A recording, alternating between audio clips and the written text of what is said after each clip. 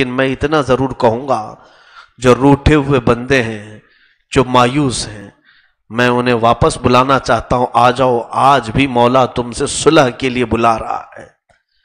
رب تبارک و تعالیٰ اپنے بندوں کے انتظار میں ہے، اپنے بندوں کے انتظار میں ہے کہ تم چلے آؤ واپس۔ حتیٰ کہ میرے آقا صلی اللہ تعالیٰ علیہ وسلم نے ایک بار ایک حدیث بیان کی، عزیزان گرامی رو پڑتے ہیں ہم اس حدیث کو یاد کر کے۔ صحابہ سے پوچھتے میرے آقا کہ اے لوگو بتاؤ، ایک آدمی صحرا میں سفر کر رہا ہے، صحرا ڈیزرٹ میں سفر کر رہا ہے، اس کے پاس ایک اونٹنی ہے اور کچھ کھانے پینے کا سامان ہے، چلتے چلتے ایک جگہ سو گیا، دور دور تک نہ کوئی گھر ہے، نہ درخت ہے، سایہ لینے کا کوئی بھی آسرا نہیں۔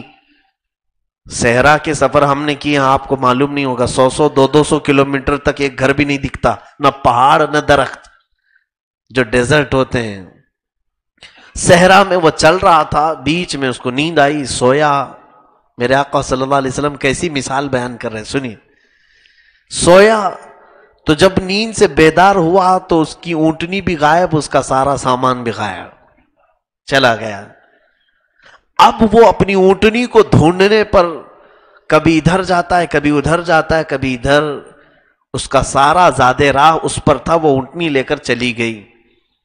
صحرا میں اگر کوئی چیز غائب ہو جائے تو کتنی دقت ہوتی ہے۔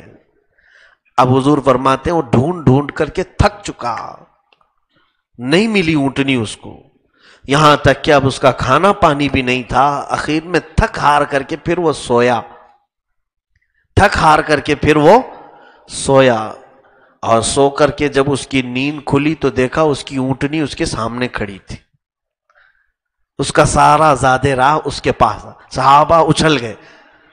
حضور نے پوچھا کہ اس صحرا والے مسافر کو اپنی کھوئی ہوئی اونٹنی ملنے پر کتنی خوشی ہوگی؟ صحابہ نے کہا یا رسول اللہ، اس کی تو جان واپس آ گئی، اس کی تو اونٹنی، اس کا سارا سامان واپس آ گیا، اس کی زندگی کی سب سے بڑی خوشی ہے۔ میرے آقا صلی اللہ علیہ وسلم فرماتے ہیں بلا تشبیہ بلا تمثیل، جب بندے روٹ کر مولا سے دور چلے جاتے ہیں، جس دن توبہ کر کے وہ اللہ کے حضور آتے ہیں، مولا کو اس مسافر سے زیادہ اپنے بندے پر خوشی ہوتی ہے، مولا اس سے بھی زیادہ اپنے بندوں پر خوش ہوتا ہے کہ میرا بندہ میرے پاس آ گیا، میرا بندہ میرے پاس آ گیا۔ حتیٰ کہ فرمایا گیا فرشتوں کو بلا کر مولا فرماتا ہے اے فرشتوں، کیا میں نہیں کہتا کہ میرا بندہ آ جائے گا، کیا میرا بندہ آ جائے گا؟ عزیزان گرامی، اس قدیر و جبار خدا کے حضور پلٹ آؤ اس سے پہلے کہ فرشتے تمہیں لے کر چلے جائیں۔ میں بار بار یہی کہتا ہوں، جن لوگوں کو آج مسجد میں آنے میں دقت ہے، پریشانی ہے، نہیں آتے، لیکن پھر ہم نے دیکھا ہے کہ لوگ ان کو پکڑ کر کفن باندھ کر کے تو لے ہی آ جاتے۔ تم کو بھی لایا جائے گا، امام کے سامنے لا کر کے رکھ دیں گے، اس وقت سب نماز پڑھ رہے ہوں گے، تم نہیں نماز پڑھ رہے ہوں گے، تم صرف نماز دیکھ رہے ہوں گے۔ ہر میت یہی سوچتی رہے گی، ہائے میں بھی کچھ زندگی کی مہلتیں مجھے دی جاتی، صف میں کھڑا ہو جاتا اور میرے مولا کو منا لیتا، لیکن وقت گزر چکا ہوگا۔ کتنے مرنے والے ایسے ہوں گے، ایک دو نہیں، ہزاروں کی تعداد میں۔ قرآن میں ہے وہ اللہ سے ایک ہی بات کرتے ہیں، ایک ہی بات، فَلَوْ أَنَّ لَنَا كَرَّةً، ہے لا کاش ایک بار پھر سے لوٹا دے، دیکھنا ہم سچے ایمان والے ہو جائیں گے، ہم سچا ایمان لائیں گے اور اچھے عمل کر کے آئیں گے۔ ان سے کہا جائے گا وقت ختم ہو چکا، تمہیں نہیں لوٹایا جائے گا، وقت ختم ہو چکا۔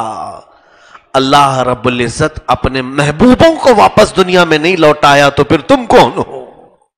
تمہیں کہاں سے لوٹایا جائے گا؟ موت آ گئی، موت برحق ہے، اب جو کچھ بھی ہوگا وہ سب قیامت کے دن میدان میں ہوگا۔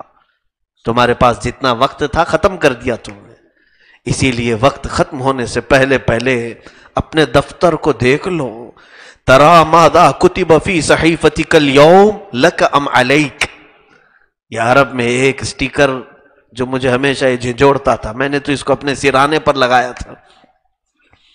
तारा मादा कुतिब फी सहीफतिकल यौम लका अम अलैक, जिसका मतलब ये होता है, ए बंदे आज के दिन तेरे नामा अमाल में क्या क्या लिखा गया है एक बार देख ले, क्योंकि तुझे मालूम है आज क्या क्या लिखा गया होगा, और फिर हिसाब कर ले तेरी हिमायत में आज लिखा गया है कि तेरी मुखालिफत में लिखा गया है।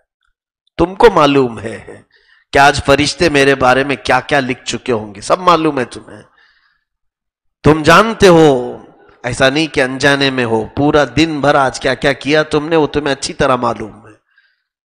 कितनी जगह हमारी निगाहें आवारा हुई हैं, कितनी जगह हमारा हाथ गलत गया है, कितनी जगह हमारे पांव गलत गए हैं, कितनी जगह हमने अपने पेट को हराम में मुलव्विस किया। ये तमाम चीजें तुम्हें अच्छी तरह से मालूम।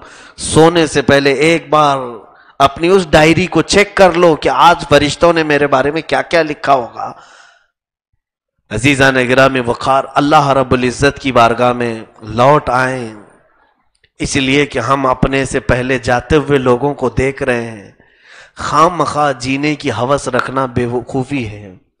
हमसे बड़ी बड़ी ताकतों वाले जी ना सके, हमसे बड़े बड़े पैसे वाले पैसा लगा करके अपनी जिंदगी के 2 लम्हे बड़ा नहीं कर सके, तो हम कैसे कर लेंगे? हम कहां से अपनी जिंदगी को बढ़ा सकेंगे?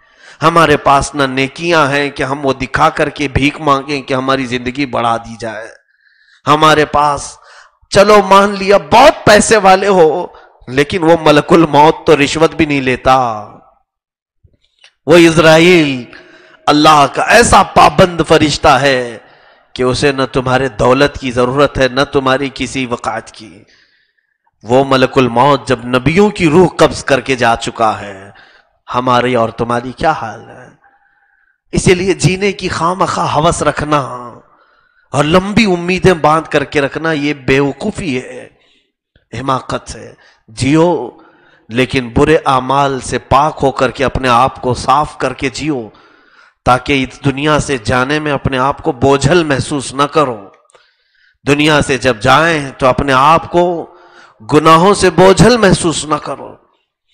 अल्लाह ताला का ये वादा देखें, व इन तकु हसनतन, ए बंदे अगर तेरे पास एक नेकी भी आ जाए, युदाइफहा, मैं अपनी तरफ से उसमें बढ़ा करके दूंगा, बढ़ा करके दूंगा। पूरे कुरान को पढ़ लेना, अल्हम्दुलिल्लाह से लेकर वन्नास तक मेरा चैलेंज है। पूरे कुरान को पढ़ लेना, बहुत बड़ी बात मैं कह रहा हूं, पूरे कुरान को पढ़ लेना। कहीं पर भी एक आयत तुम्हें यह नहीं मिलेगी कि मौला यह फरमा रहा है कि ए बंदे खबरदार, अगर तूने एक गुनाह किया तो मैं 10 गुना तेरे ऊपर लाद दूंगा। एक जगह भी नहीं फरमाया। एक गुनाह किया ठीक है उतना ही।